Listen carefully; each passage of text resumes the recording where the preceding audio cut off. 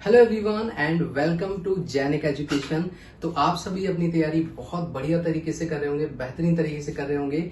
इस वीडियो में मैं आपको इन चंद मिनट्स के अंदर सीजीपीएससी के बारे में एक कंप्लीट डिटेल देने वाला हूं, including the strategy and the syllabus. Okay, तो सबसे पहले बात करेंगे यहाँ पे सीजीपीएससी। ये डिपार्टमेंट का नाम है, रायपुर का डिपार्टमेंट है। ठीक है, इसमें असिस्टेंट इंजीनियर की पोस्ट आई हुई है। पूरा डिटेल में इसको देखने वाले हैं। सबसे पहले मैं बताऊंगा कि फॉर्म्स आपके कब से स्टार्ट होने वाले हैं। तो यहाँ पे देख सकते हैं आप, फॉर्म आपके 17 अगस्त 2021 से स्टार्ट हो चुके हैं और उसके बाद आपके नेक्स्ट मंथ तक यानी कि सितंबर 2021 तक आपके फॉर्म्स जो हैं वो चलने वाले हैं। यानी कि ये आपकी लास्ट डेट है, ठीक है, और ये आपकी स्टार्ट डेट है। और इस डेट में भी अगर मैं आपको बताना चाहूं तो ये आपको रात 12 बजे तक ओपन है। और यहाँ पे आप जैसा आप स्टार्ट हो चुके हैं तो आपको इनको इस बारे में मुझे इन्फॉर्म देने की जरूरत नहीं है। तो आपको 15 तारीख को यानी कि 15 सितंबर को 2021 में आपको लास्ट फॉर्म भर सकते हैं 12 बजे तक रात को। ठीक है, नेक्स्ट थिंग इज एग्जाम की डेट। सबसे मेन मुद्दा होता है एग्जाम की डेट। तो यहाँ पे आपको 26 नवंबर 2021 को इसका एग्जाम होने वाला है। यानी कि अपने पास अगर मैं आइडिया लेके चलूं तो 3 मंथ्स हैं और वो आपके लिए काफी सफिशिएंट, यानी कि 3 मंथ्स हैं और 3 मंथ्स में आप अच्छे से अपनी तैयारी को कर सकते हैं। Next is the number of vacancy. तो टोटल नंबर ऑफ वैकेंसी जो है वो 83 वैकेंसीज है। ये जो आपको दिख रहा है, these are the 83 vacancies in this CGPSC E department. Okay, तो यहाँ पे इस 83 में से मैं बात करूंगा ओनली सिविल इंजीनियरिंग की। तो 80 डिपार्टमेंट्स जो 80 आपकी वैकेंसीज हैं वो ओनली सिविल डिपार्टमेंट में हैं। बाकी के मैकेनिकल और इलेक्ट्रिकल डिपार्टमेंट में only total few vacancy, very few vacancy, only 3 vacancies आपको देखने को मिलती हैं। नेक्स्ट थिंग इज कि एज लिमिट क्या होगी। तो एज लिमिट जो है वो यहाँ पे लिखाई गई है कि 21 ईयर्स टू 30 ईयर्स, यानी कि 30 साल तक, 21 साल से 30 साल आपकी एज लिमिट है। और अगर आप छत्तीसगढ़ के रहने वाले, छत्तीसगढ़ के मूल निवासी हैं तो आपकी जो एज है उसमें रिलैक्सेशन है, जिसमें आपको हाईएस्ट 40 इयर्स तक भी आप एलिजिबल हैं एग्जाम देने के लिए। एलिजिबिलिटी की बात करते हैं तो बीई और बीटेक दोनों ही इसमें एलिजिबल हैं। बीई बीटेक वाले स्टूडेंट इस एग्जाम को दे सकते हैं। चलिए, अब बात आती है, ये तो समझ में आ गई, तो बेसिक सी बात थी जो मैंने आपको सारी की सारी बता दी है। एग्जाम डेट बता दी, कब होने वाला है पेपर, कितनी वैकेंसीज है, एज लिमिट क्या है, एलिजिबिलिटी क्या है। Next thing is exam pattern, जो कि सबसे ज्यादा इंपॉर्टेंट चीज है आपकी स्ट्रैटेजी को प्लान करने के लिए, आपके टाइम मैनेजमेंट को करने के लिए। तो एग्जाम पैटर्न में आपको दिखाई दे रहा है, मैंने लिखा है ऊपर टाइम 2.5 आवर्स, यानी कि 2.5 घंटे का आपको टाइम मिलेगा पेपर 1 में भी, पेपर 2 में भी। तो पेपर 1 के अंदर आपको नंबर ऑफ क्वेश्चंस कितने हैं, तो नंबर ऑफ क्वेश्चंस आर 150। कितने क्वेश्चंस हैं, 150 क्वेश्चंस हैं नंबर ऑफ क्वेश्चंस। और पेपर 2 के अंदर भी नंबर ऑफ क्वेश्चंस कितने हैं, 150 हैं। तो दोनों ही paper first and paper second दोनों के अंदर आपके नंबर ऑफ क्वेश्चन है 150। हर एक क्वेश्चन, यहाँ पे मैंने हर एक चीज को बहुत बेहतरीन तरीके से दिखाने की कोशिश की है। एक क्वेश्चन आपका 2 नंबर का है, 1 क्वेश्चन इक्वल्स टू 2 मार्क्स। तो यहाँ पे 150 इंटू 2 अगर आप करेंगे तो आपका फाइनल कितना हो जाएगा, 300 आपके मार्क्स हो जाएंगे। और सेम टू सेम यहाँ पे भी 150 इंटू 2 अगर आप करेंगे तो आपके जो मार्क्स हो जाएंगे वो 300 हो जाएंगे। यानी कि रिटन जो पेपर हुआ, दोनों ही पेपर आपके ऑब्जेक्टिव होने वाले हैं, दोनों ही पेपर्स। और टोटल मिला के कितने मार्क्स हो गए, तो 300 प्लस 300 ये आपके मार्क्स हो गए यहाँ पे 600। ठीक है, तो 600 मार्क्स के लिए आपको मेहनत करनी पड़ेगी, लेकिन यहाँ पे खत्म नहीं होगा। ये तो समझ में आया। 2.5 घंटे का पेपर होगा पेपर फर्स्ट, 2.5 घंटे का पेपर होगा पेपर सेकंड। दोनों में 150 क्वेश्चंस आएंगे। एक क्वेश्चन आपका 2 मार्क का, तो टोटल मार्क्स आपके 300 इस पेपर में, 300 इस पेपर में हो गए। ठीक है, नेक्स्ट इज मिनिमम मार्क्स कितने रिक्वायरमेंट होंगे। तो देखें यहाँ पे मैंने इसको एक कैटेगराइज किया है, एक टेबल के थ्रू बताने की कोशिश की है कि जनरल कैटेगरी में आपको दोनों ही पेपर्स में 40% इन बोथ पेपर्स लिखा हुआ है, 40% इसमें और 40% इसमें आपको लेके आने पड़ेंगे। सिंपल भाषा में अगर बात करूं तो इसमें आपको रिक्वायरमेंट कितने क्वेश्चन, जो आपका पेपर होगा फर्स्ट पेपर, उसमें आपको 120 मार्क्स की रिक्वायरमेंट होगी। सेम टू सेम यहाँ पे भी 120 मार्क्स की रिक्वायरमेंट होगी, 40% हो गया। ठीक है, लेकिन अगर आप अदर कैटेगरी से, ये तो हुआ जनरल कैटेगरी के लिए, अगर अदर कैटेगरी से हैं तो आपको 30% लाने की जरूरत है। यहाँ पे आपको रिलैक्सेशन मिल चुका है। नेक्स्ट इज सबसे मेन चीज, इसको मैंने डबल इन्वर्टेड कॉमा में लिखा है और ये बहुत ही इंपॉर्टेंट चीज है, जिसमें लिखा हुआ है आपकी मार्किंग के बारे में। यानी कि यहाँ पर कोई नेगेटिव मार्किंग नहीं है। तो सबसे बड़ा जो डर होता है स्टूडेंट का वो यहाँ पर खत्म हो जाता है। तो कोई नेगेटिव मार्किंग इस जगह पर नहीं देखने को मिलती। नेक्स्ट इज, अब उसके बाद में बात आती है इंटरव्यू के बारे में। कि इंटरव्यू कैसे होगा, इंटरव्यू होगा या नहीं होगा। सारे स्टूडेंट का जो सबसे बड़ा जो क्वेश्चन होता है, सबसे जो जिस चीज से डरते हैं स्टूडेंट सबसे ज्यादा, वो है इंटरव्यू। तो इंटरव्यू भाई देखो मैंने लगाया यहाँ पे यस और नो, तो यस इंटरव्यू आपका होना है इस एग्जाम के अंदर। जब आप इनको क्वालिफाई कर लेंगे 40% मार्क्स जनरल कैटेगरी वाले और अदर कैटेगरी वाले जो 30% मार्क्स आपके लेके आ जाओगे आप, तो आपको फिर उसके बाद इंटरव्यू को फेस करना होगा। और इंटरव्यू के जो मार्क्स हैं वो है कितने, 75 मार्क्स। कितने मार्क्स हो गए, 75 मार्क्स। तो ये चीजें एकदम क्लियर हुई। यहाँ पे मैंने एलिजिबिलिटी, एग्जाम कब भरना है, कब लास्ट डेट है, कौन कौन एलिजिबल है, सारी बातें समझ में आई, कितनी पोस्ट के ऊपर काम करना है। उसके बाद में एग्जाम कैसे होना है, नेगेटिव मार्किंग है कि नहीं है, कितने मार्क्स का पेपर होगा, पेपर फर्स्ट कितने मोड में होगा, 2 मोड में होगा, पेपर फर्स्ट और 2, ठीक है। एक क्वेश्चन कितने मार्क का है, टोटल मार्क कितने हो गए, सारी चीजें बता दी। फिर इंटरव्यू पे आगे होगा, बिल्कुल इंटरव्यू इसका होने वाला है। नेक्स्ट इज मार्क्स कितने हैं इंटरव्यू के, तो 75 मार्क्स। हालांकि उसमें नीचे लिखा भी हुआ है कि दूसरा एक केस 100 मार्क्स वाला वो आप पढ़ सकते हो। आपकी जो लिंक है, इस जो वैकेंसी आई है इससे रिलेटेड जो भी डॉक्यूमेंटेशन आया है CGPSC गवर्नमेंट की तरफ से, वो आपको मैं यहाँ पे टेलीग्राम पे प्रोवाइड करा दूंगा, तो टेलीग्राम आप ज्वाइन कर लीजिए। नेक्स्ट लिखा हुआ यहाँ पे सबसे इंपॉर्टेंट चीज की भाई लास्ट ईयर कट ऑफ, इसके बारे में थोड़ी देर बाद में आपसे बात करने वाला हूँ, ठीक है।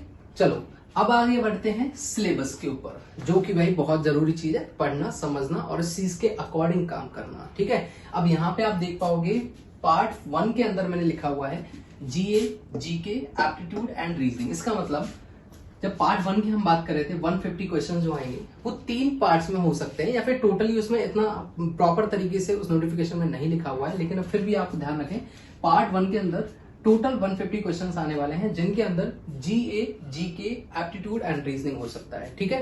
तो जैसा उसमें हिंदी में लिखा हुआ है प्रॉपरली उसके अकॉर्डिंग एप्टीट्यूड एंड रीजनिंग को इसमें इंक्लूड किया गया है। और GA और GK के अंदर मैं जरूर आपको बताना चाहूंगा कि आपकी छत्तीसगढ़ जो है उसका GK आपको देखने को मिलेगा और इंडिया GK भी आपको देखने को यहाँ पर मिलेगा।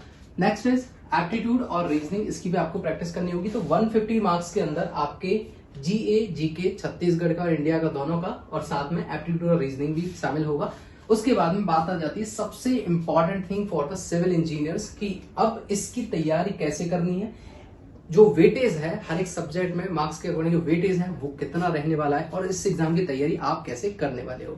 तो सबसे पहले देखें पार्ट 2 में सिविल इंजीनियरिंग का पेपर होगा, जिसमें आपको टोटल मैंने 11 सब्जेक्ट के अकॉर्डिंग उस नोटिफिकेशन में दिखाया हुआ है, मेंशन किया हुआ है। तो फर्स्ट नंबर पे जो है दैट इज सॉलिड मैकेनिक्स। तो सॉलिड मैकेनिक्स में क्या आता है, मैकेनिक्स और सोम दोनों मिलेंगे, ठीक है। तो मैकेनिक्स और सोम टोटल मिला के कितने मार्क्स के आते हैं, तो भाई यहाँ पे देखो एकदम हाईलाइट किया हुआ है 14 से 16 मार्क्स इसका मार्क वेटेज है, ठीक है। इतने मार्क्स का लगभग आता है और आएगा भी। Next is toss, theory of structure इसको हम लोग बोलते हैं। इसमें 6 से 8 क्वेश्चन आपके ओनली देखने को मिलते हैं। नेक्स्ट इज RCC PSC, यानी कि RCC रेनफोर्स सीमेंट कंक्रीट और प्री स्ट्रेस कंक्रीट जो होता है वो दोनों के मिला के आपको 13 से 15 मार्क्स आपको देखने को मिल जाते हैं। नेक्स्ट इज स्टील स्ट्रक्चर, जिसमें आपको 14 से 16 मार्क्स देखने को के क्वेश्चन देखने को मिल जाएंगे। BMC एंड CPM, तो देखें BMC का मैंने लिखा है यहाँ पे 8 से 10 नंबर का आपको मिल जाता है, और वहीं पे CPM मिल जाता है 2 से 4 नंबर का। क्लियर। नेक्स्ट इज, इसको आप नोट डाउन भी कर लेना भाई, ये जो चीज मैंने बता रहा हूँ ना, इस वीडियो को अपने पास सेव कर लेना, अपने फ्रेंड्स को शेयर करना जिनको पता नहीं है वेटेज क्या आता है, कितने मार्क्स के क्वेश्चन देखने को मिलते हैं, ठीक है। तो यहाँ पे लिखा है मैंने फ्लूइड मैकेनिक्स, तो फ्लूइड मैकेनिक्स में क्या क्या दिख रहा है आपको, OCF और हाइड्रोलिक मशीन भी देखने को मिल रही है। OCF एंड हाइड्रोलिक मशीन जो कि 16 से 20 मार्क्स का आता है।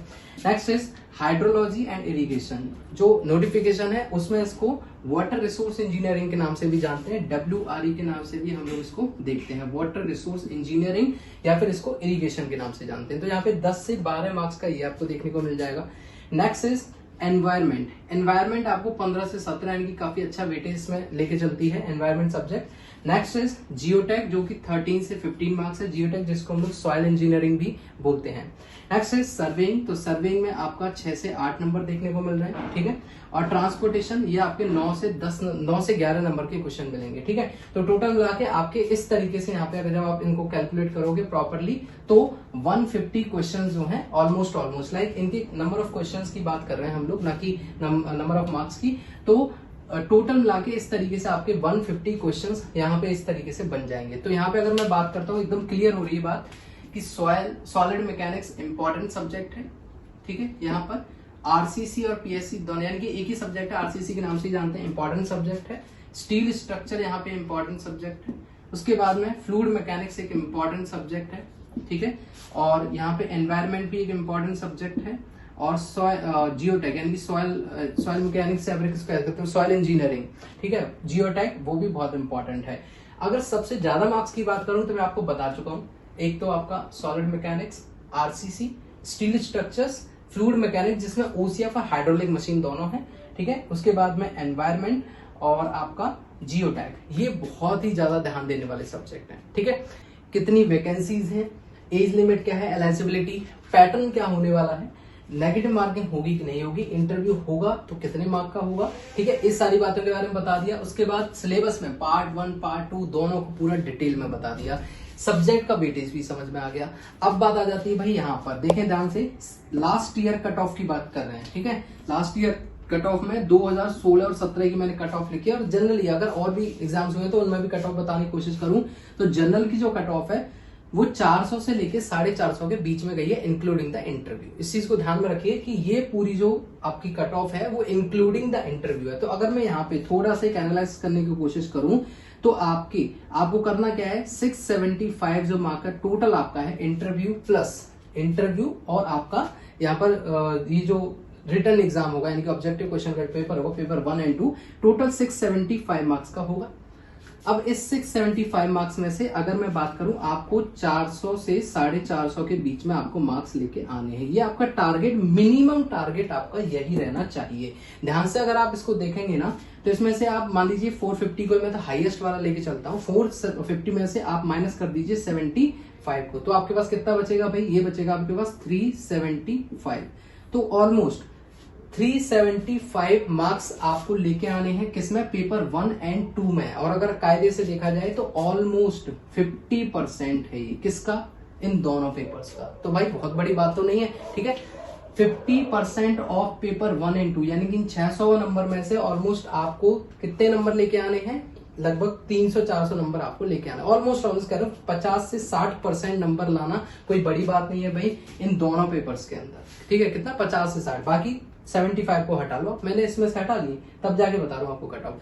तो सिंपली अगर मैं बात करूं 50 से 60% आपको मार्क्स लेकर आने हैं इस जगह पर। अब बातें आती है कि कैसे लेके आने हैं भाई, कैसे प्लान करना है। तो सबसे पहली बात यहाँ पे मैंने आपको बताया था कि टोटल ये एग्जाम होने वाले 26 नवंबर 2021 को।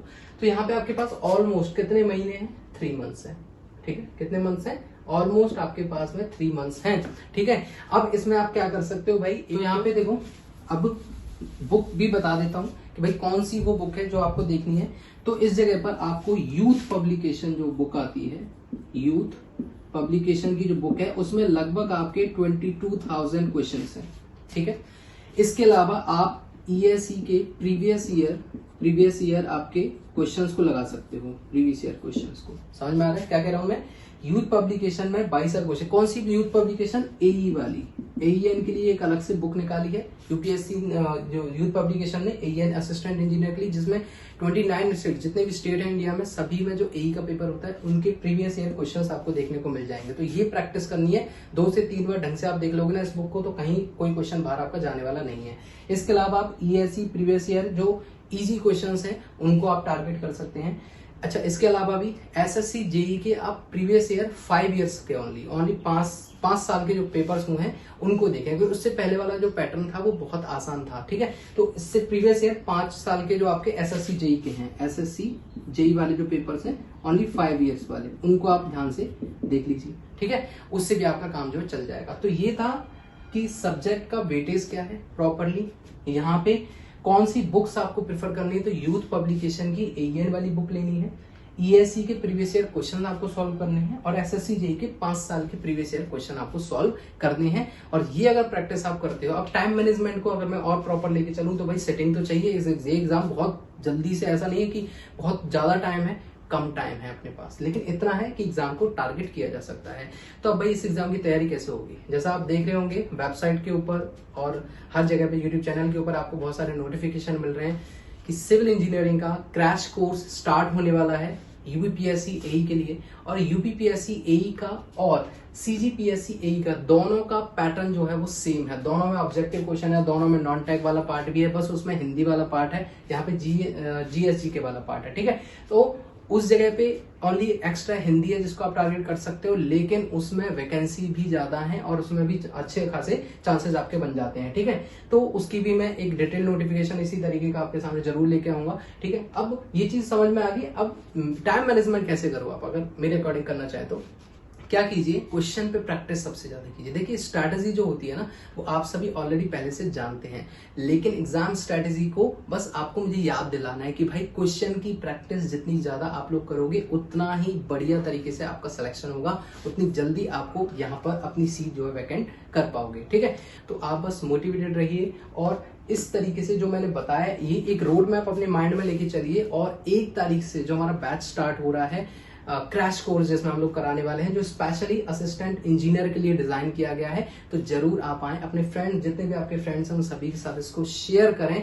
और हाईएस्ट मार्क्स कैसे स्कोर करते हैं इन चीजों के लिए भी बहुत जल्दी से मैं एक वीडियो लेके आने वाला हूं। ठीक है, और एग्जाम में सब्जेक्ट के लिए अभी तो मैंने बताया कौन से सब्जेक्ट का नंबर क्वेश्चन वाइज कितना वेटेज है, कितने क्वेश्चन आते हैं किस सब्जेक्ट से, लेकिन आगे मैं बात करूंगा कि किस सब्जेक्ट में कौन से टॉपिक्स को पढ़ने पर आपको ज्यादा मार्क्स मिल जाएंगे और आपका टाइम है वो भी सेव होगा। ठीक है, तो मिलते हैं नेक्स्ट वीडियो के अंदर। तो आप तभी तक अपना ध्यान रखें और इसको बहुत ही ज्यादा एकदम डीपली सोचें कि यार मैं क्या इस एग्जाम को टारगेट कर सकता हूँ। डेफिनेटली आप इस एग्जाम को टारगेट कर सकते हैं। और अगर कोई भी क्वेरी, कोई भी क्वेश्चन आपका है, कोई भी दिमाग में कोई टेंशन चल रही है, कोई भी डिमोटिवेशन आ रहा है, तो आप कमेंट बॉक्स में बता सकते हैं कि सर ये प्रॉब्लम आ रही है, या फिर टेलीग्राम लिंक जो आपको प्रोवाइड किया गया है नीचे, उसमें जाके जरूर देखें कि इस एग्जाम को कैसे टारगेट करना है। ओके, तो मिलते हैं अपन नेक्स्ट वीडियो के अंदर, और तब तक आप अब इस चीज के ऊपर सोचते रहिए और जरूर इसको टारगेट कीजिए।